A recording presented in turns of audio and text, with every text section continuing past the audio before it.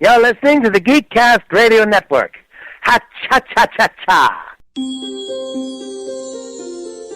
It all began on this quiet street, in this quiet house, because they believed. Where are we going? Up to Neverland. Neverland? All it takes is a little bit of pixie dust. There it is, Wendy. Second star to the right, straight on till morning. Oh, Peter, it's just as I've always dreamed it would be. Finally releasing from the Disney Vault, Walt Disney's classic Peter Pan for the first time on a 2-disc Platinum Edition DVD. Amazing.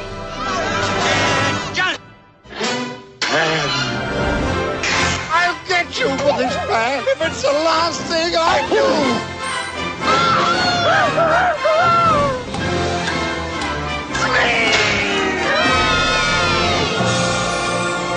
Anything can happen.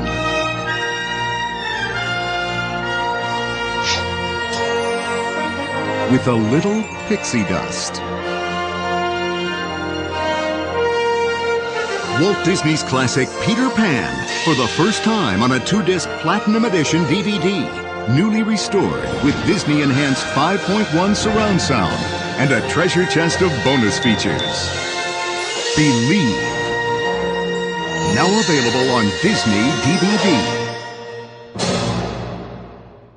Hello and welcome to the 84th episode of ToonCast, brought to you by the GeekCast Radio Network. I am your host, Dave Jan Mike, and today I'm joined once again by Kevin Optimusolo Thompson. Hello, sir. What up? And making yet another appearance here on ToonCast is the rising star herself, Tara. Hello. Hey. How's it going? I'm good, thank you. How are you?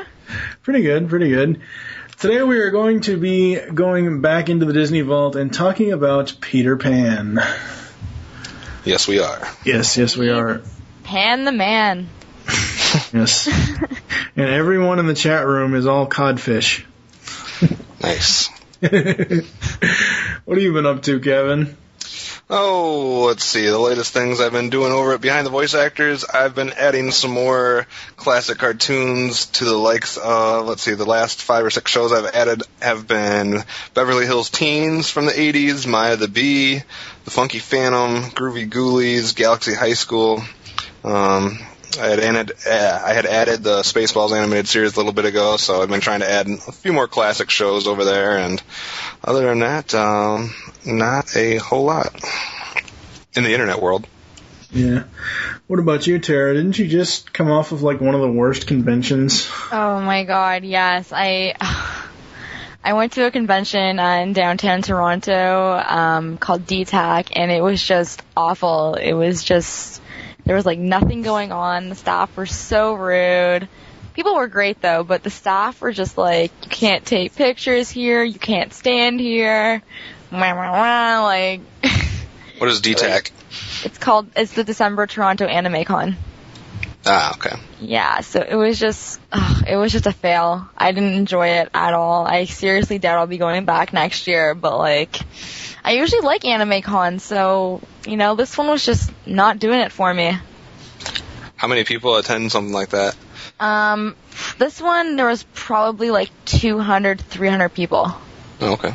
Which is like it's like not a normal size con. It's more maybe like it's like a small average convention. So it was a lot of people. Like, it was packed. Interesting. Yeah. But the staff was bags of douche. Yes, the staff were bags of douche. And yeah, I hope they hire nicer people the next time I go back there. Gotcha. Do they get any like people involved with anime there, or is it just basically? Yes, they do, yeah. Today we got to meet Mike McFarland, and I believe he's done a lot of voice acting and producing and writing for shows. I believe he worked on Dragon Ball Z and Dragon Ball Z Kai. That sounds not right. Not 100% sure, but he was talking about a lot of his experiences with that and doing some Q&A, and I was sitting in the back and I was taking photos and I was recording some video because I'll be providing a video on my YouTube channel about the last 2 conventions I went to. I see. Yeah, so stay tuned for that. Yeah, Mike McFarlane, we actually have over 118 credits for him over at Behind the Voice Actors, so he's done quite a few things. Yeah. Good guy. Yes, and I would like to apologize to any of the listeners, whether you are in the live broadcast for Ustream or if you're listening to this after we've recorded it. There's nothing I can do about the thumping music in the background because it's my friggin' downstairs neighbors that don't know how to use fucking volume control. Oh, God. Mike enjoys it. Of course, they have to play just horrible music anyways, so... That's even better. Oh, yeah, I know. Almost like what you usually Hey, play. at least they're not playing Hannah Montana. I would actually rather listen to Hannah Montana than the rap bass crap that they're listening to now. Oh, that's even worse. Yeah. Is it like weird? It's like the weird rap. Yeah. It's like nothing but bass so they can vibrate the building to death or something. Hell, the building is like 60-something years old. You vibrate it one too many times and it's going to collapse. They probably say the same thing when you're jamming out to Stan Bush. See that, honestly, that's the thing, and I really don't want to get a tear on this for this episode, but that's the thing. I don't really play loud music at all. I really don't. I just don't. I mean, I play music at a volume where only I can hear it. Yeah, I hate loud music, but one time I was in an apartment and I had the downstairs neighbors complain, and I think it was just because they set their bedroom up right below where I had my computer. But it's like, I'm not playing it loud. Like, I can barely hear it, and I hate loud music. But I'm like, whatever. Yeah. It's screwed up. So, I guess we should get into the history lesson. Take it away, Professor. Alrighty then. Peter Pan, that's who we're talking about. It is a 1953 American animated film produced by, wouldn't you know it, Walt Disney, and based on the play Peter Pan or the Boy Who Wouldn't Grow Up by J.M. Barrie. It is number 14 in the Walt Disney Animated Classics series and was originally released on February 5th, 1953. And like most of the movies we've talked about in this version of the Spotlight, it was released by RKO Pictures. Peter Pan is the final Disney animated feature released through RKO before Walt Disney's founding of its own distribution company, Buena Vista Distribution. Later in 1953, after the film was released, Peter Pan also became the final Disney film in which all 9 members of Disney's 9 Old Men, which I've referenced a couple times in previous episodes, worked together as directing animators. So, Mike, when was the first time you saw Peter Pan, or what do you remember about it? It had to have been when I was a kid. It had to have been, I don't know. Still are. Nothing wrong with that. If anyone can see the camera for Ustream, I'm flipping Kevin off on the camera. Nobody knows what that is. Nice, Mike. Yeah, exactly. When did it become a bad thing to still be a kid? No, it's not. Kid at heart. I never said it was, but I'm just saying that I think that when I first saw this, I was, I don't know, maybe 7, 8. See, I thought it was apropos since it's Peter Pan to make a comment about you not growing up. Oh. Or making these jokes. I really liked it. I thought it was a nice story at the time. It's funny. This is another one of those ones where I don't have a very vivid memory of seeing it. I mean, I remember seeing the film, but it's not like once we get to, and I'm jumping ahead here, but once we get to Robin Hood, which is, I believe it's episode 86, I have a very, very vivid, fond memory of watching that film. Whereas this one, much like Alice in Wonderland, I don't really, I mean, I remember seeing it as a kid and I remember enjoying it, but it's not something that's, like, stuck in my brain. That's good. I'd hate for it to be stuck in there. Trying to get out. Oh, God. What about you, Tara? Well, Peter Pan was probably one of my earlier films as well. I probably watched it when I was around 5 or 6 years old, and what I remember the whole pirates. That's what I remember, because I liked pirates for some reason growing up. So I remember the pirates. I remember Hook and Pan, which were 2 of my favorite characters from Peter Pan. And I just remember that. I don't remember too much of it because I didn't really understand it when I was little. But I think, like, now when I was getting ready for the recording and I went back and watched it, I understood it more now than I did when I was younger. So it was a good film. I have no complaints about it. I liked it. There we go. I don't really remember. I know I saw this as a kid probably a couple different times, but like Mike said, it definitely was not one of those that I was dying to watch over and over again. Kind of like he said with Alice in Wonderland and the first Disney movie and a few of those early classics that I just don't care about. I mean, maybe I'm just jaded because I've seen so much better stuff since then, but a lot of the Disney classics just aren't my favorite. Dumbo, Bambi, and like I said, Alice in Wonderland and this one. So, I mean, I remember watching it a few times, and I probably was entertained, but it's just not one that it wouldn't rank at the top of my list. Yeah. And I'd like to point something out. Normally, I don't do this. Normally, I don't let people in on some of the behind-the-scenes stuff for some of our podcasts. But in the Ustream chat here, Alex mentions Michael Jackson's Neverland, or mentions Michael Jackson as a kid. And I have to read you guys this because it's just, I found it hilarious. In the 84th episode, Mike, Tara, and Kevin fly off to Neverland. No, not that Neverland. The one with the pirates and Lost Boys. I'm still confused which Neverland we're talking about. No, I'm just kidding. Ow. So it just doesn't have the monkey. Okay, gotcha. Ooh. Oh, that's bad. Or the amazing, cool amusement park rides that Michael Jackson built. That's true. Oh, jeez. That's one way to say it. I'd want that. Wow. Have my own amusement park? What kid wouldn't want that? You know what's funny you mention that, and this is way off topic of Peter Pan, but remember those old McDonald's commercials of the kids having the McDonald's built on the back of their house? Oh, No. I remember that. Kevin, you don't remember those? No, I don't know why, but no. Oh, God. Like really old McDonald's commercials. Yeah. I just remember the ones where all the Happy Meal characters were live actor and costumes that kind of disturbed me. Yeah. Mike, does comparing the two Neverlands, does that fill our quota for being perverted jerk-offs in this episode? Well, it's funny you mentioned this, and you didn't. I don't know if you've checked Twitter at all today, but I posted to you and Tara. I took a screen cap off of the first film, and technically Tinkerbell is a porn star. Because so if we didn't get it with the Michael Jackson reference, we just got it with the Tinkerbell porn star reference. Yeah. Well, the only reason why I say that is because the whole time she's trying to get out of the little keyhole, at one point it actually shows her panties. It does. It is a little risque. Yeah. Oh, Tinkerbell. She's a freaky deaky. Anyway. Oh God, yeah, we are so getting like way. How'd that go, Waltman XP? Oh God, yeah, really. You like that one? Anyway. Yeah, but it's like ever since we've started this podcast and it's been going 2 years, it's like almost every episode we have to top ourselves with references now, and it's not just because of Waltman, it's just because.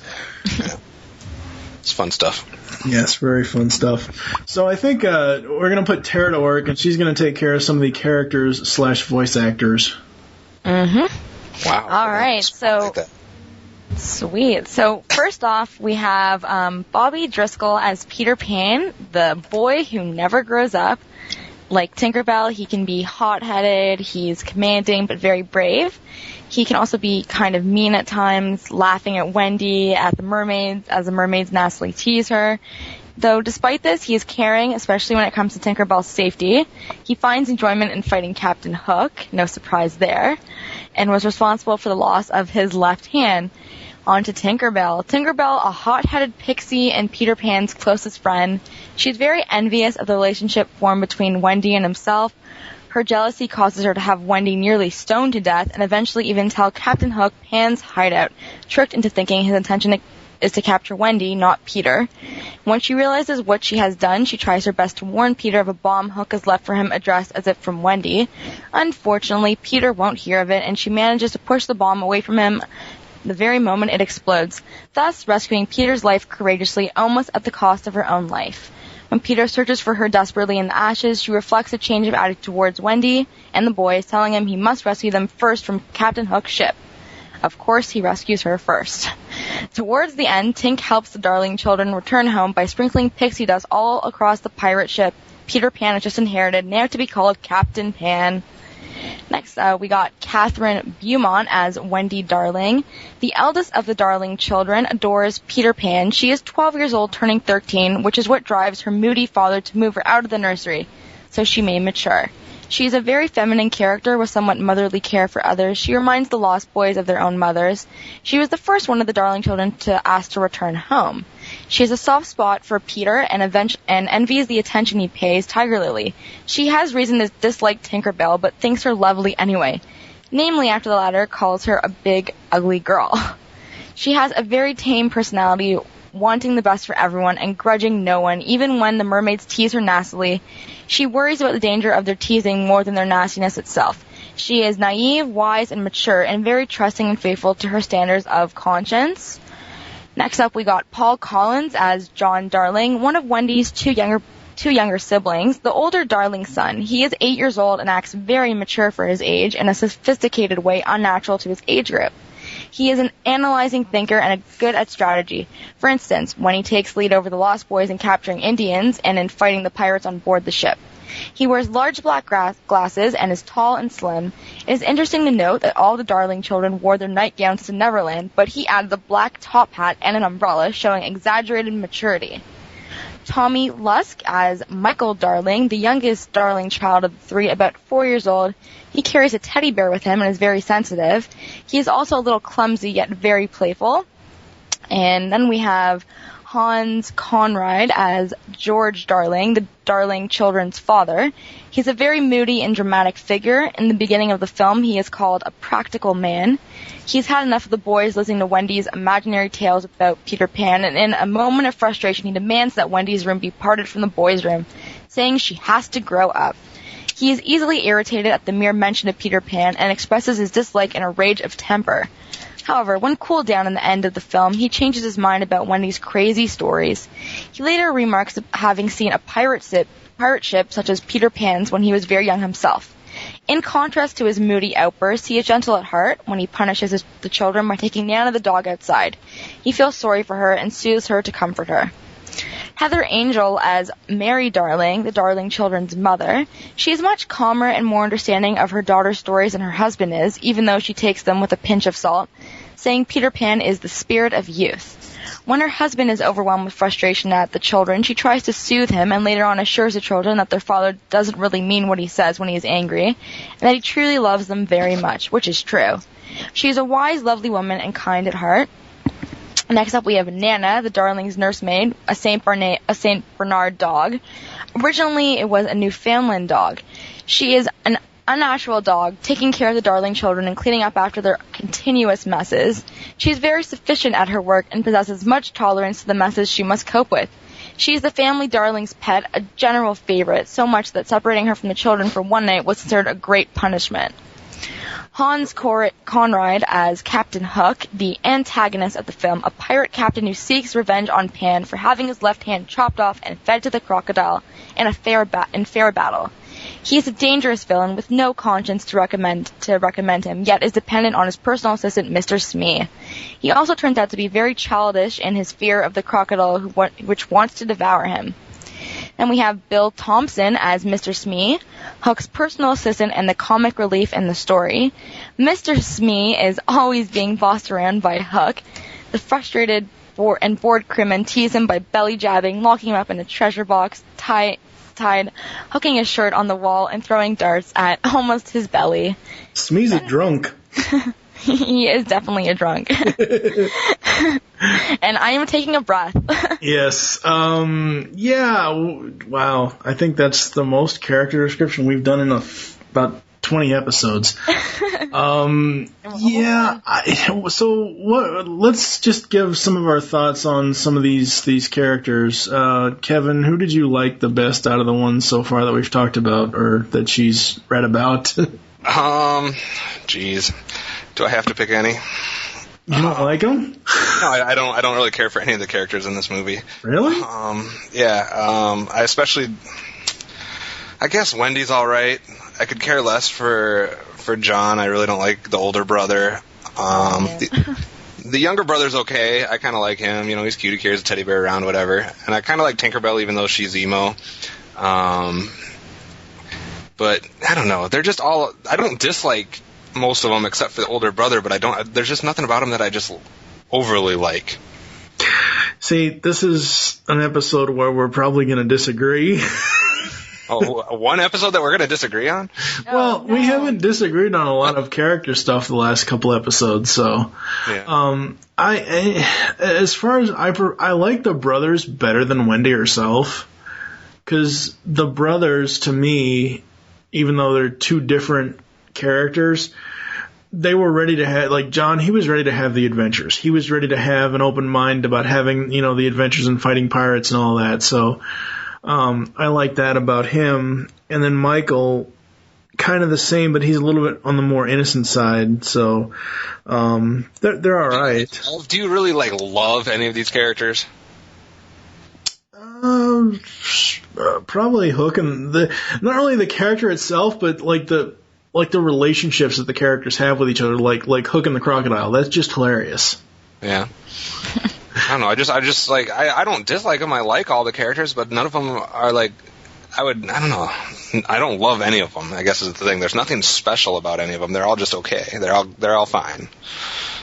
Except for the Lost Boys. I hate the Lost Boys. There's too many characters. Yeah. The only characters I dislike are the Lost Boys. I don't mind them. I actually kind of like them because they provide more mischief, and they always a perfect example is, of course, the emo porn star fairy, tells them a lie, and they basically just straight out follow it. But I mean, they're all right. They're not the best characters, but they're not the worst character in a Disney film. Yeah, like I said, nobody's great in this as far as characters go, and I'm not trying to hate on them because I'm not saying that there's not ones that I just hate with a passion. It's just I don't know. I just don't find any of them just exhilarating or none of them stuck with me after I saw it. It's not like some characters where I think about them every now and then, just because they're always they imprinted in my head when I saw the movie when I was young or something like that. Yeah, I gotta say, a dog is a nurse bait. I know dogs are really smart, but give me a break. That was weird. I have to admit, that was the weirdest thing that bugged me about that whole movie was the dog. And the other weirdest thing and I didn't notice this until now, technically, the father is Captain Hook. Yeah. Because it's the same guy that does both voices. And I when I was watching it back earlier before the recording, I was like, hey, wait a second. That's Captain Hook. What the... And yeah. I think it would have been a really, really weird twist if they had made have Captain Hook as the father's alter ego. I don't think they would have taken it that dark, but I thought that would have been a really weird and interesting twist. Yeah, there is an interesting twist voice acting wise because, like we said in the last episode, Catherine Beaumont, who was Wendy Darling, was also Alice in Wonderland. Mm-hmm. But Heather Angel, who plays Mary Darling, which is Wendy's mom, played Alice's sister. Oh, that's interesting. So they were sisters in Alice in Wonderland, their mom and daughter in Peter Pan. So that's kind of interesting. Yes. You know what? For me, in terms of the characters, I love Pan. He's all right. I think he was. I out of all of them, I just really liked Peter. If I had to pick a favorite, I'd probably say Tinkerbell. Tinkerbell? Yeah, because she's kind of risque. No, I'm just kidding. Oh, geez. No, she's moody. It's a good thing that the kids of today do not know of Tinkerbell's risque history. That's right. Don't know once I post that picture on Facebook. Yeah. We should mention some of the other voice actors that played minor characters because they're kind of famous. June Foray. June Foray as Squaw and Candy Candido as the Indian chief, and Candy Candido did a ton of stuff for Disney back in the day. So they were the Indian chief and the mom and dad basically of, I guess if you want to say it like that, of Tiger Lily. But other than that, really, Bill Thompson was probably the most famous voice actor, the one that did Mr. Smee. Yeah. Yeah, and shall I continue with our list of... No, let's just pick favorites and least favorites. Yeah, we don't need to read the rest, I guess. I said, Tinkerbell's easily my favorite, and if I have to pick a least favorite, I'll just put all the Lost Boys together. I have to agree with you on that.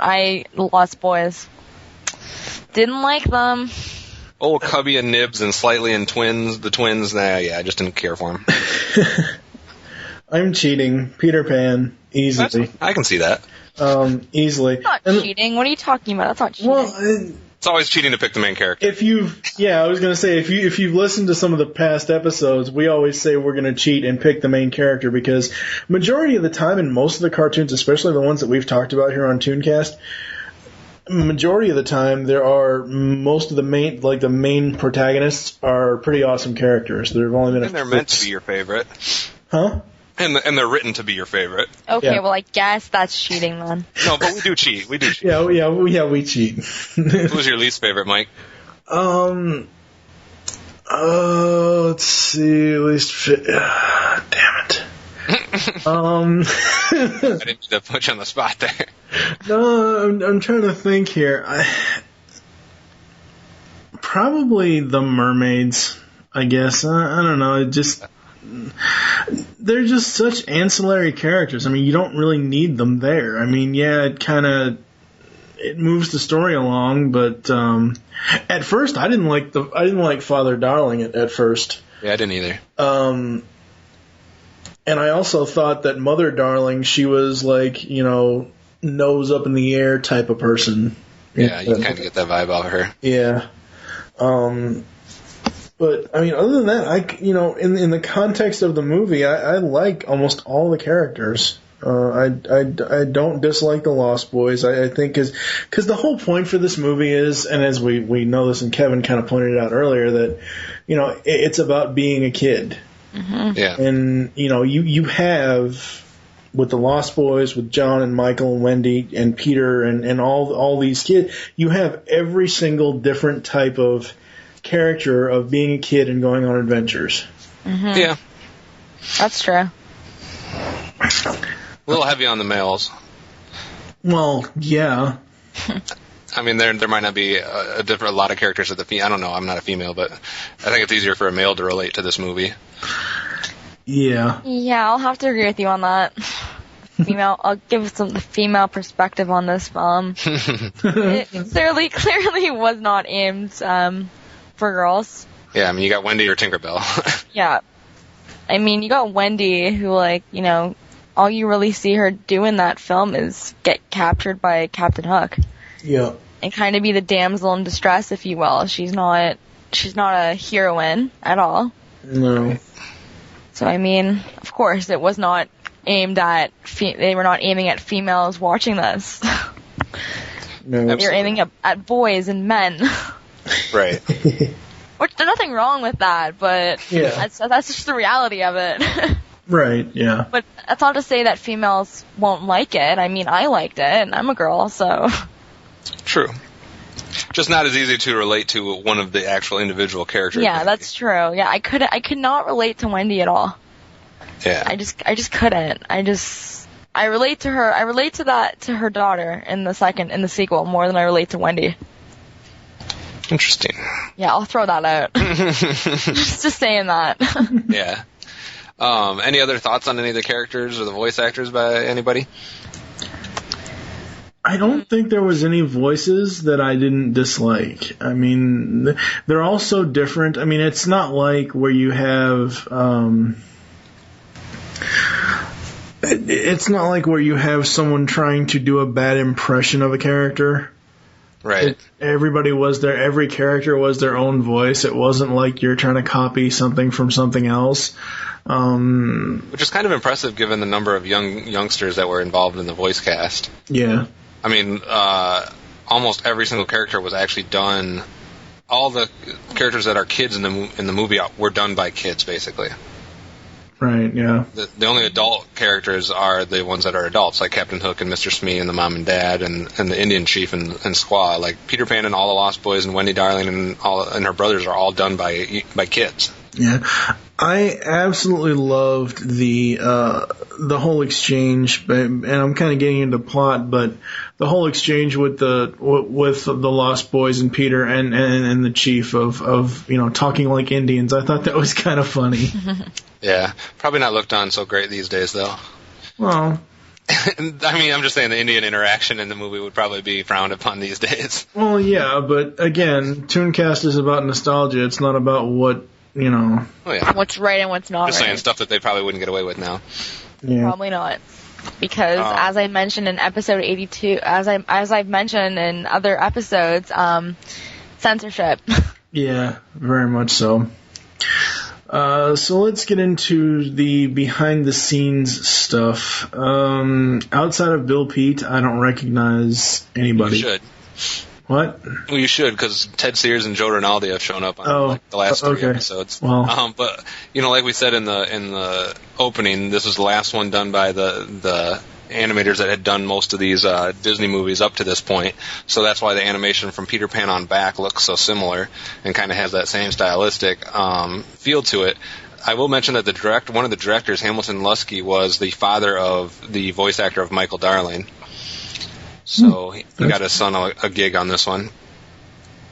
But actually his son also worked in Alice in Wonderland as one of the flowers. So a little Disney connection there. But yeah, besides J.M. Barrie, who wrote the original play, or Sir James M. Barrie, and Ted Sears and Bill Pete and Joe Rinaldi, I don't recognize too many of the people that had a hand in the writing. Yeah, I don't either at all. I definitely won't.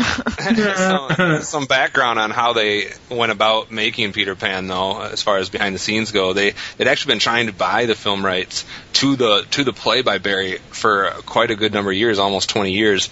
And he came to an arrangement originally with this hospital in London who Barrie had given the rights to the play. And he basically started the development. Actually, back in the 40s, Peter Pan was supposed to be a follow-up to Bambi. But the Second World War, like we kind of talked about with Alice in Wonderland, forced it to be put on, or Pinocchio forced it to be put on hold.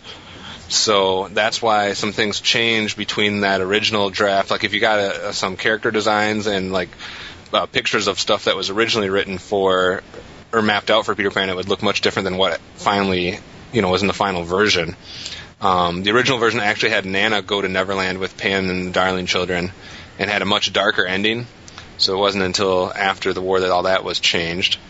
See, because I don't remember, it's literally, but like I missed out on getting the 2-disc DVD and I'll talk about that later, but last year they had released another platinum edition for Pan, and I missed out on getting the DVD.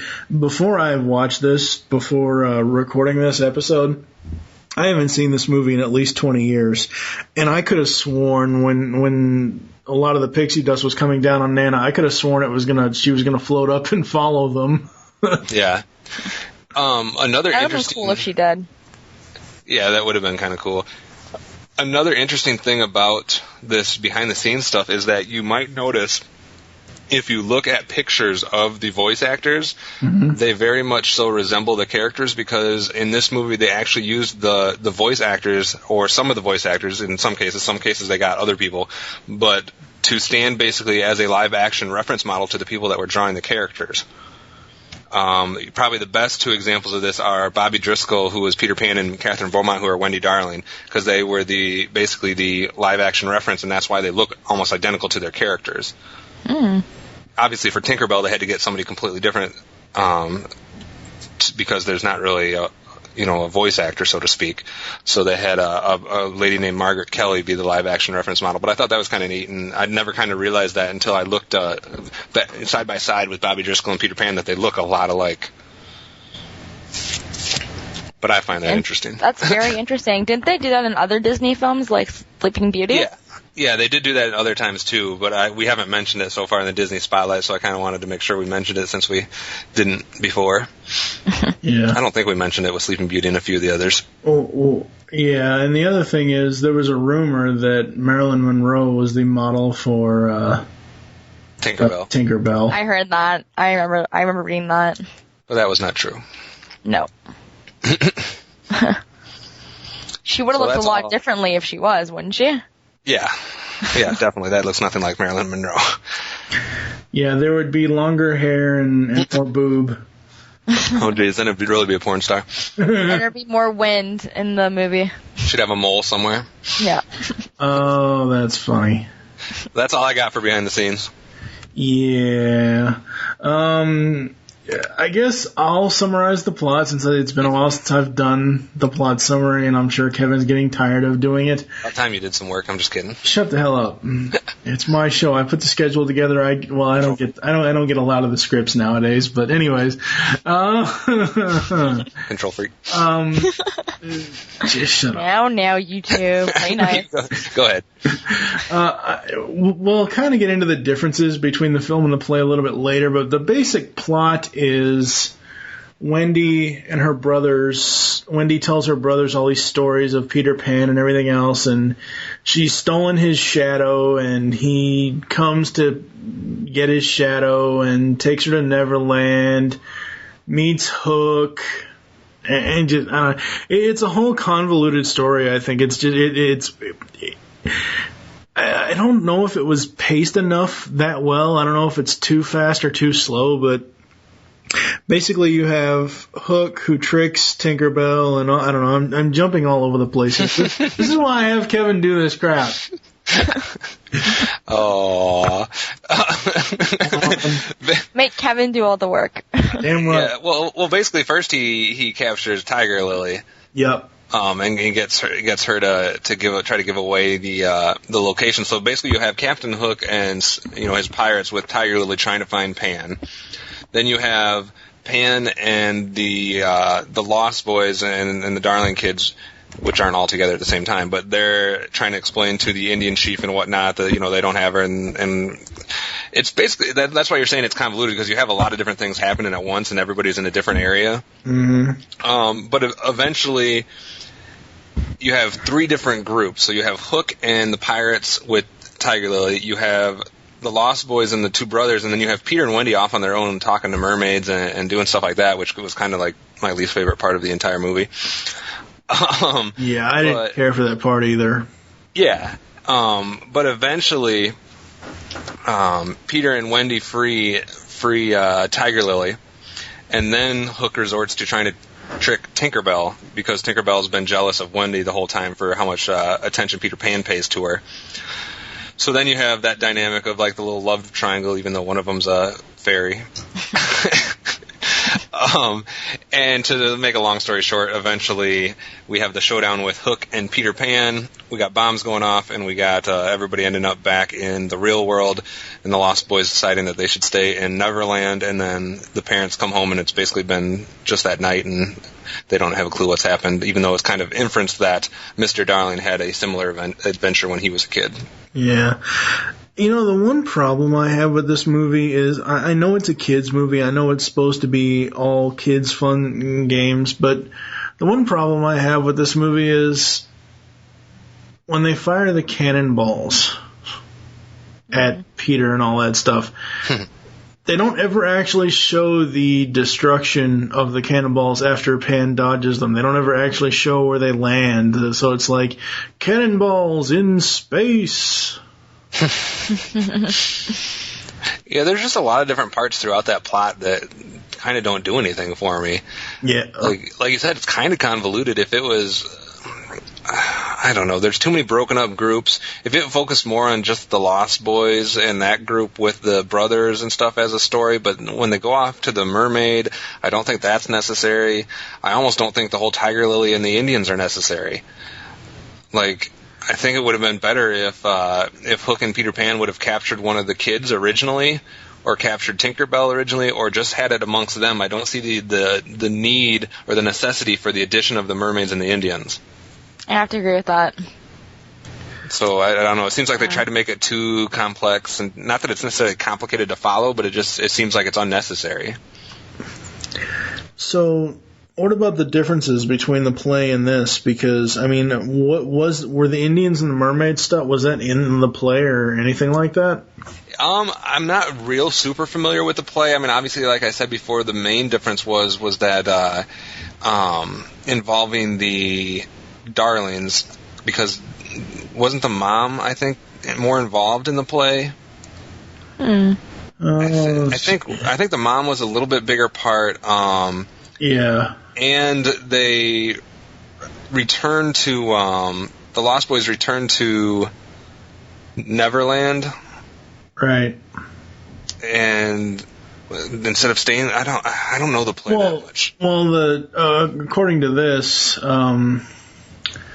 let's see here. The Lost Boys are not adopted at the end by the Darlings, as in the play, television, and other film versions. They return to Neverland and stay there with Peter, never growing up. The Disney film also lightens the storyline by carefully eliminating all potentially tragic overtones of the story, even going so far as to have the Darling children's absence from the nursery go completely unnoticed by their parents. In the original play and its 1954 musical version, after Wendy, John, and Michael go to Neverland with Peter, the parents are plunged into a period of mourning until the children return home. Yeah, so apparently the play was a little darker. Yeah. And Disney dumbed it up a little bit and then added some mermaids and Indians, maybe? Well, I don't know, because it's one of those things where I can see what you're saying, Kevin. The other thing is, I don't know if they would that they've done so many other risque films at this point. You've got, that the movie that shall not be named ever again on this podcast. You've got that. You've got Pinocchio, which, yeah, we've. But this is also coming right off of when they get blasted for doing Alice in Wonderland. Yeah, that's true. I mean, people were not kind to them about that movie. Yeah. So maybe they were trying to not go quite that crazy with it, but it's kind of hard to say how Disney react. I mean, I'm not big on Walt Disney himself and how he reacted to things. I don't know his history as far as like what his personality would be, if he would just say, screw you guys, I'm still doing what I want, or if he would actually cater to some of the critiques he received. I don't know. I'm not surprised, to be honest. Yeah. So it's hard to say. I mean, if there's someone out there that knows a lot about the play and can help us out, and fill in some details, that'd be great. But I've never read the play, so I don't know. The movie didn't inspire me to go read the play. I do know one. I believe it's the original play. I do know one thing. Peter Pan was J.R. Ewing's mother in the play. Of course, this does give fuel to our iTunes reviewer who says we don't know anything about children's literature. Oh, God. Oh, no. But once again, we're not a literature podcast. We're a cartoon podcast. We're a cartoon podcast. There's a difference. So apparently, hopefully nobody else is confused by that. It does say ToonCast on the title. Anyway. Yes, it does. We do have some bits of trivia for you. Just like there is something that is exactly like the play version of it, and that is that the same actor performed the roles of both Mr. Darling and Captain Hook. So that obviously wasn't a coincidence. That's something that was intentionally done in both the play and the movie. The melody for The Second Star to the Right was originally written for Alice in Wonderland for a song that was to be called Beyond the Laughing Sky. So again, Disney reusing things or using things that they didn't get a chance to use in other movies. This is Bobby Driscoll's sixth Disney movie, the voice actor that did Peter Pan. Most of his other roles were just bit roles. The phrase second to the right and straight on till morning was changed into Second Star to the Right for the Disney version. Also, since the stage musical version with Mary Martin opened on Broadway in 1954, non-Disney versions have used the term Never Neverland as opposed to Neverland. So obviously some rights issues there, or trying to avoid some suing or whatever. In the original play, Hook loses his right hand, but the Disney artist felt that would limit his actions too much and switched it to his left hand. Okay. Though the film was extremely successful, Walt Disney himself was dissatisfied with the finished product. He felt that the character of Peter Pan was cold and unlikable, which I can see a little bit, but I didn't think he was cold necessarily. And of course, we have a goofy holler. I don't know if you guys caught this, but it's heard during Captain Hook's fight with the crocodile inside the cave at Skull Rock when Smee accidentally hits Hook on his head with his rowboat oar. The goofy holler is partially obscured by gargling noises as Hook goes underwater after taking the hit. And in the original planned version, Nana traveled with the children in Neverland, like we said, and it also had a much darker ending. So I guess there's a few things you can look for, especially that goofy holler if you want to watch it again. Yeah, no, I didn't even catch it. I did not catch it. Catch it. No, I didn't catch it. I caught it in Cinderella. Yeah, normally I can catch goofy hollers because I always laugh because I love the goofy holler, but Yeah. I didn't catch it this time. Getting into the do we want to give like overall? I mean, we've kind of talked about the plot a little bit as far as what our thoughts of it are, but You guys have a favorite part? I like the fight between Captain Hook and Peter at the end. Yeah. I thought that was pretty cool. Even though I don't like the Lost Boys, I kind of like when they first meet the Darlings. And just kind of how you can see the interaction and how they're introduced. That's about the only time I like them. Other than that, I don't know if I have a favorite part. It all just kind of seems like the same to me. What about you, Mike? Maybe the walking the plank. I don't know. Yeah, the walking the plank and the end scene as well, the end battle. But it's funny. I said before that I don't know how I know animals are very smart, but I don't know how a dog could be considered a nursemaid. But I love the scene in the beginning where she keeps ending up knocking over all the blocks. Yeah. I thought that was kind of funny, but probably the end scene as well. Just the end. What about a least favorite scene, the mermaids? Yeah, the mermaids was so like the Indian stuff. That was fun. That was, at least to me, it was fun because they were supposedly playing games with the Indians. But the mermaid scene, it's like, hello, welcome to Disney's version of the Playboy Grotto. Wow. You felt it was unnecessary, eh? Yeah, pretty much. Yeah.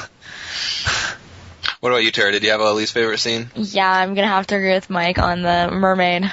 We all Mermaid three bit. agree. Yes. Disney didn't do mermaids very well until 1989. That's right. I agree with that. Just they were nasty. I didn't see a reason for them to be there. No, not at all. What about the music for this film, Mike? Yes, getting into the music segment. The songs in Peter Pan were composed by Sammy Fine, I don't know, whatever. Sammy Kahn, Frank Churchill, Winston Hibbler, and Ted Sears. Oliver Wallace composed the incidental music score as well. Some of these songs are okay. I don't know, it isn't like everybody knows Painting the Roses Red.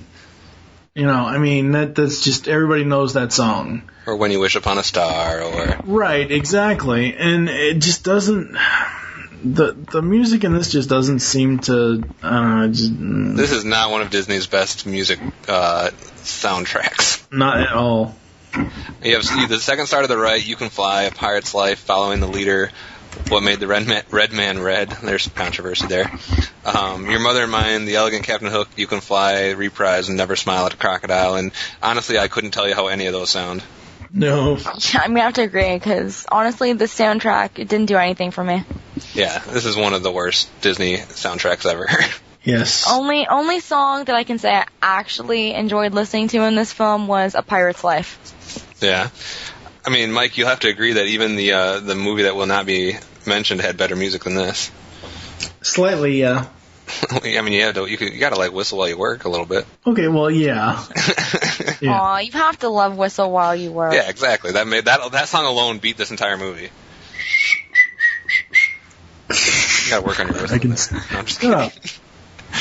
But even though that we're bashing the music a little bit, if you are a Disney music fan, apparently they thought that they had to put a song from this movie into their classic Disney 60 Years of Musical Magic, so it does contain the You Can Fly song on one of the discs, The Second Star to the Right on the other disc, and Following the Leader on the third disc, and on Disney's Greatest Hits, You Can Fly and The Second Star to the Right also appear, so I don't know if they really merit being on those discs, but they are. Yes. I never liked their Disney compilations. I don't know, I'd rather create my own. Good choice. Good idea. Yeah. Getting into the legacy segment. God, I'm not reading this first paragraph. I'm just... Oh, we gotta go full circle. No. You want me to read it? Oh, God. You want I got me you, to Mike. read it? Oh, you know what? Seriously, though, rest in peace, Michael Jackson, but Jesus Christ. Oh, God. Movie, people. If you didn't know that already. Michael Jackson had cited that Peter Pan as being his favorite movie of all time, from which he derived the name for his estate, Neverland Ranch in Santa Barbara, when he had a private amusement park and which was the site of much controversy before he moved away in 2005. Ronald D. Moore, one of the executive producers and developer of the reimagined Battlestar Galactica, has cited this film as the inspiration for one of the recurring themes of the series concerning the cyclical nature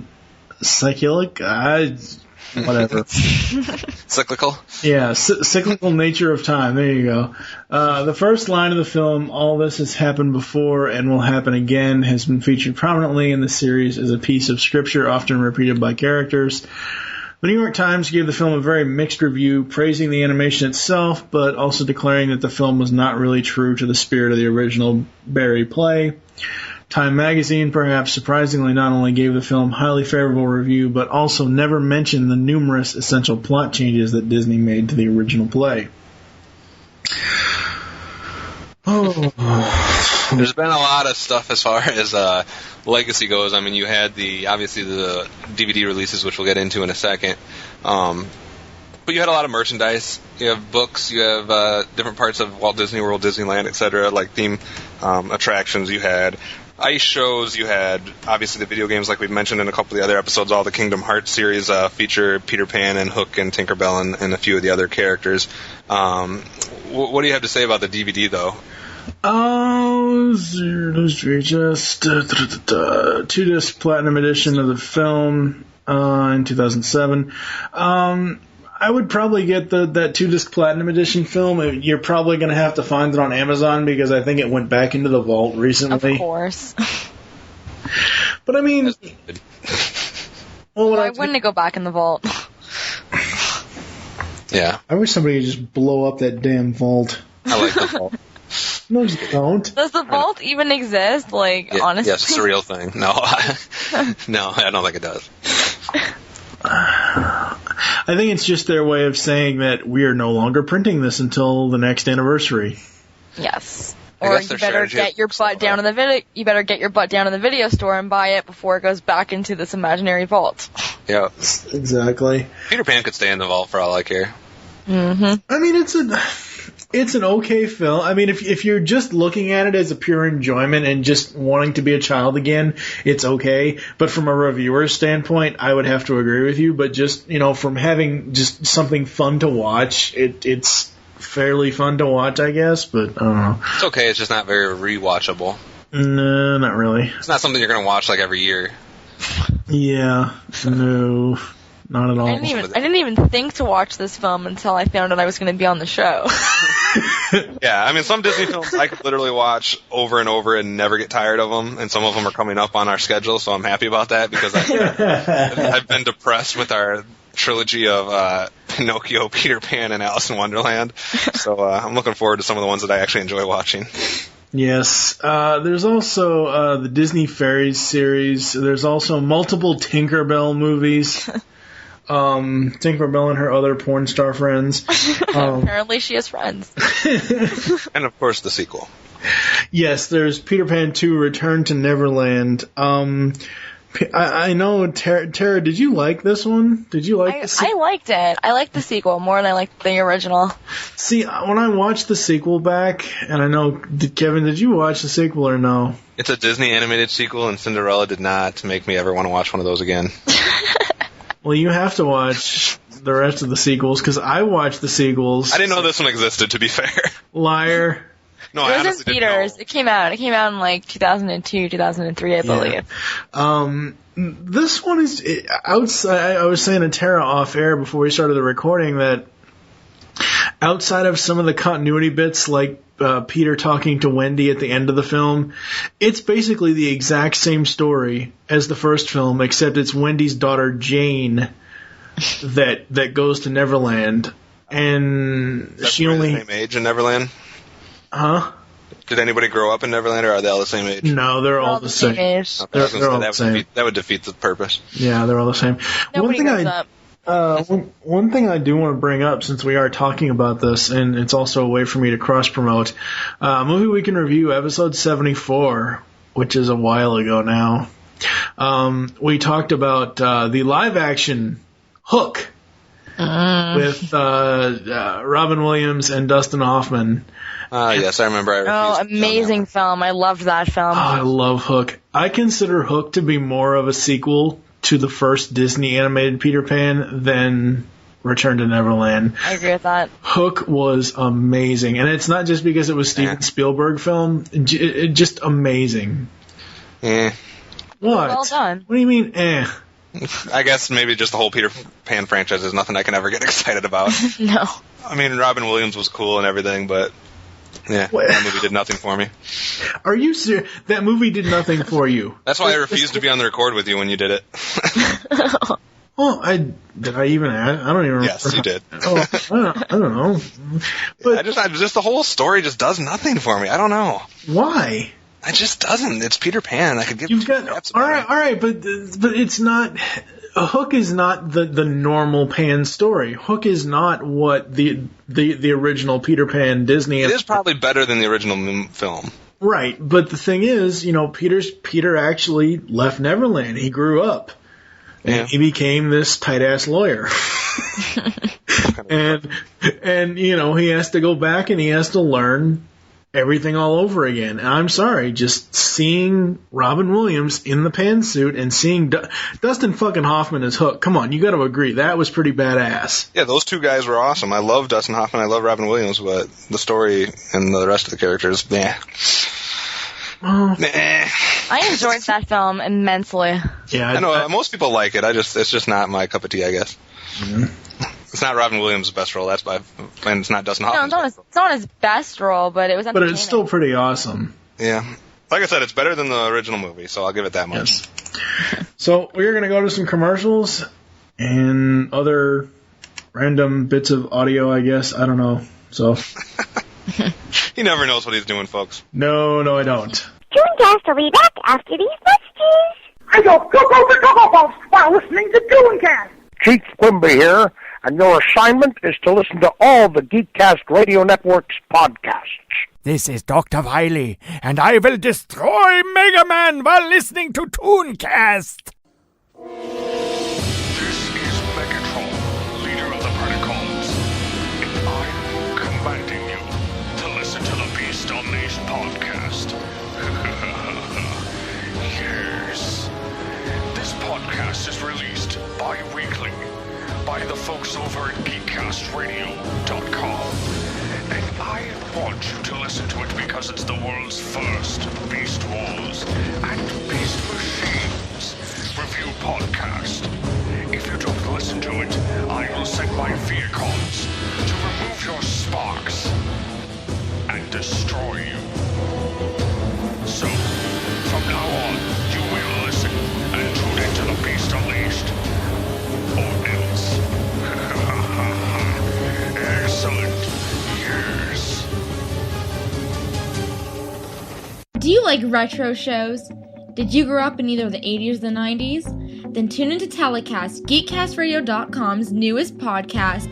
Join us here on the Telecast as we revisit some of your favorite shows, such as Clarissa Explains It All, Salute Your Shorts, Saved by the Bell, and much, much more, only on GeekCastRadio.com.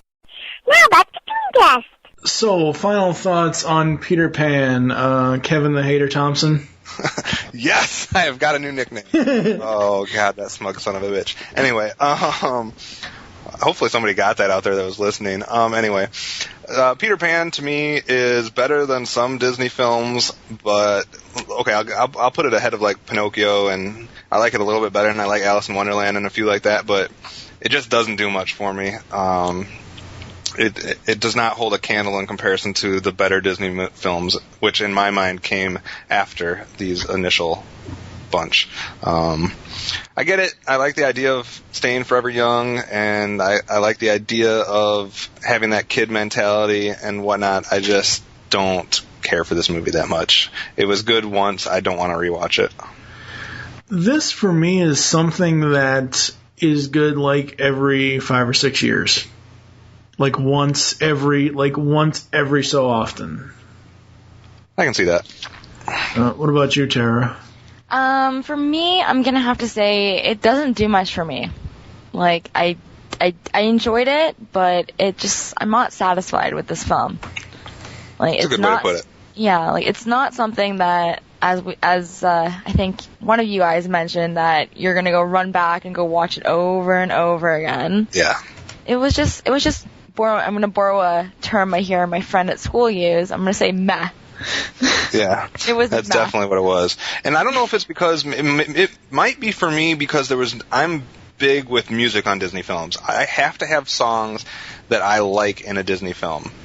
It's not like other movies where I care so much more about the story or the characters or whatever. For me, if a Disney film does not have songs that I absolutely want to hear over and over again, I'm not going to like that film.